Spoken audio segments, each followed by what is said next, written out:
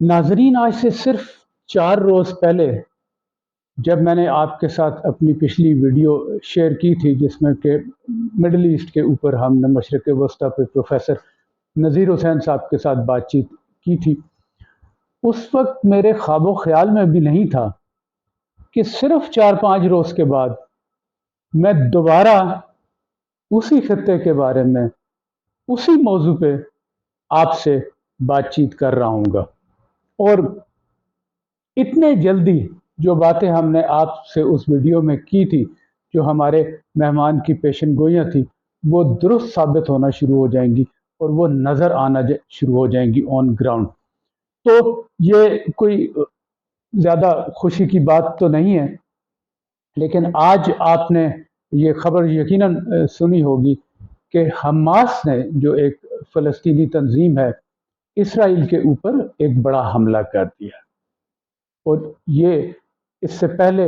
ऐसा कभी नहीं हुआ। वो आपको पता है कि वो छोटे मोटे अटैक्स वगैरह करते रहते हैं। इस दफ़ा पहली दफ़ा ऐसे हुआ कि उन्होंने एक बड़ा कोऑर्डिनेटेड किस्म का, जो बड़ा एक मनसूबाबंदी के तहत जो है हमला किया इसराइल के ऊपर, एक बड़ा हमला। और जैसा कि हमें बताया गया मीडिया की तरफ से कि उन्होंने तो हज़ारों रॉकेट फायर किए इसराइल पे, और साथ ही तीनों सिम्त से, फ़ज़ाई, ज़मीनी और बहरी, तीनों सिम्त से इसराइल पे हमला किया। हमने वो वीडियोस भी देखी, आपने भी यकीनन देखी होंगी कि किस तरह वो खारदार बाड़ें और रुकावटें हटा के जो है वो फ़लस्तीनी इसराइल के इलाके में दाखिल हो रहे हैं। कुछ तो हवा से पैराग्लाइडिंग के ज़रिए जो है वो इसराइल में दाखिल हो गए, कुछ पानी के रास्ते से। और तकरीबन कोई 21 से 25 मकामात पे उन्होंने बेअक वक्त इसराइल के ऊपर हमला किया। और आखिरी खबरें आने तक अभी तक जो है वो जंग वहाँ पे जारी है, और कुछ इलाकों पे अभी तक जो है मुजाहिदीन का कब्ज़ा है। ये एक बहुत बड़ी और संजीदा डेवलपमेंट है। और आपको याद होगा कि हमने भी अपनी जब बात कर रहे थे आपके साथ, तो उसमें यही पेशन गोई की थी कि बाकी तो आपस में अगर मिल रहे हैं कोई इसराइल या सऊदी अरब, और शायद जो है हुकूमत जो है महमूद अब्बास की, वो भी इसमें शामिल हो जाएं, लेकिन हमास जो है वो कभी भी इस पे इत्तफाक नहीं करेंगे। जो फ़लस्तीनी हैं ऑन ग्राउंड, वो कभी जो है वो अपने मुतालबात से पीछे नहीं हटेंगे और इस किस्म के किसी मंसूबे को कामयाब नहीं होने देंगे। तो आप देखिए कि ये उसके रद्द अमल के तौर पे जो है ये नतीजा आज सामने आया, जो एक बड़ा हमला इसराइल के ऊपर हुआ। और अब तक जो है इसराइल के कोई 100 से ज़्यादा लोग जो है मारे जा चुके हैं। तकरीबन 900 से ऊपर इसराइली कहते हैं कि ज़ख्मी हो गए हैं। और सबसे बड़ी बात यह कि 50 के करीब, जो इसराइली मीडिया खुद दावा कर रहा हो सकता है इससे ज़्यादा हो, इसराइली जो हैं वो फ़लस्तीनियों के कब्ज़े में हैं, यानी उन्होंने कैदी बना लिया, और उनमें इसराइल का एक बड़ा कमांडर, एक जनरल भी शामिल है। तो ये एक बहुत बड़ा धचका है इसराइल के लिए। ज़ाहिर है इसराइल जो है उसका रद्द अमल यकीनन देगा और दे रहा है। ना सिर्फ ये कि वो अपने इलाके खाली करने की कोशिश कर रहा है, बल्कि हमेशा की तरह जो है उन्होंने जो है वहशियाना फ़ज़ाई बमबारी जो है वो फ़लस्तीनी इलाकों के ऊपर शुरू कर दी है, जिसमें कि वो हमेशा निहत्ते फ़लस्तीनी जो हैं वो मारे जाते हैं। लेकिन इस दफ़ा ऐसा लगता है कि फ़लस्तीनी भी इसके लिए तैयार हैं। और खबरों से पता चला कि फ़लस्तीनी जो है वो खुर्दोनोश का सामान जो है वो इकट्ठा कर रहे हैं, और उनको पता है कि इसराइल जो है अभी शायद चंद रोज़ जो है ये अपने हमले जारी रखे और अपना रद्द अमल जो है वो अपना इंतकाम उनसे ले। लेकिन हमास भी बज़ाहिर इस दफ़ा तैयार नज़र आती है। हमास की तरफ से जो बयानात आए हैं उसमें उन्होंने ये दावा किया है کہ یہ اسرائیلی قبضے کے خلاف جنگ کا پہلا دن ہے، اور ابھی ہم اس پہ رکیں گے نہیں۔ ابھی ہم نے جو بات چیت کرنے کی لوگ کوشش کر رہے ہیں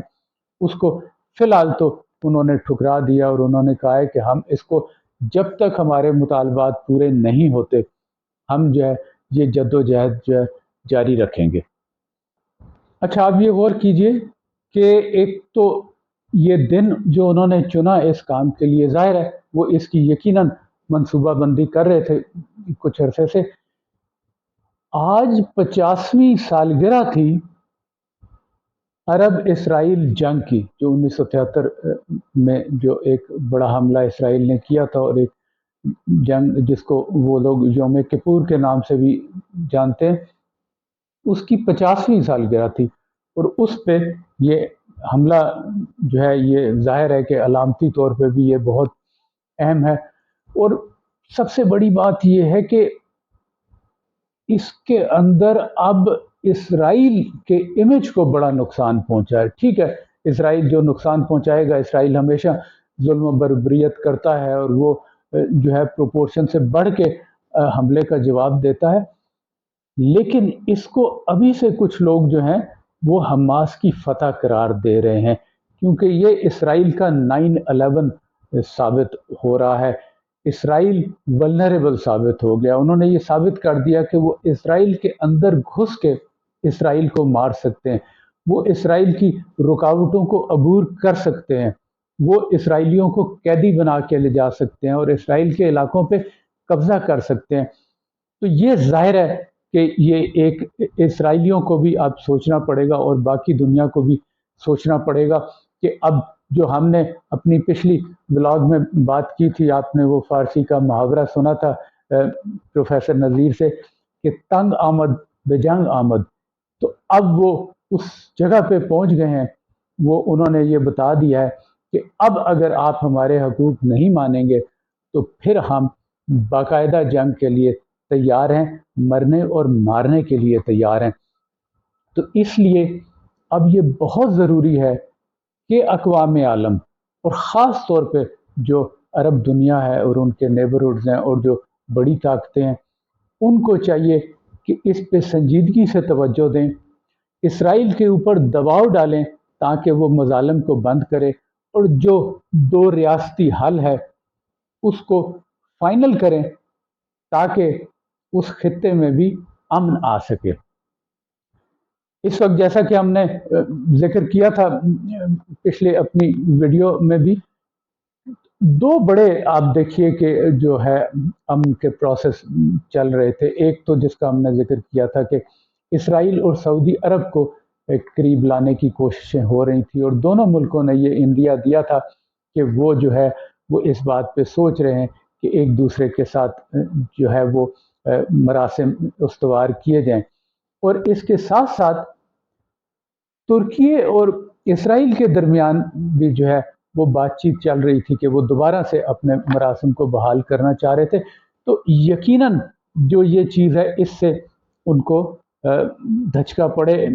گا دونوں ملکوں کے ساتھ جو اسرائیل کے تعلقات پہ بات چیت چل رہی تھی۔ اور یہ ایک بڑا واضح پیغام ہے، میں بار بار کہتا ہوں کہ جو ہمارے معزز مہمان تھے پروفیسر نذیر حسین، انہوں نے بھی یہ بات کی تھی، اور لگتا ہے کہ ابھی فلسطینیوں نے وہی آپ کو پیغام دیا ہے کہ جب تک ہمارے حقوق پہ بات نہیں ہوگی، جب تک ہم خود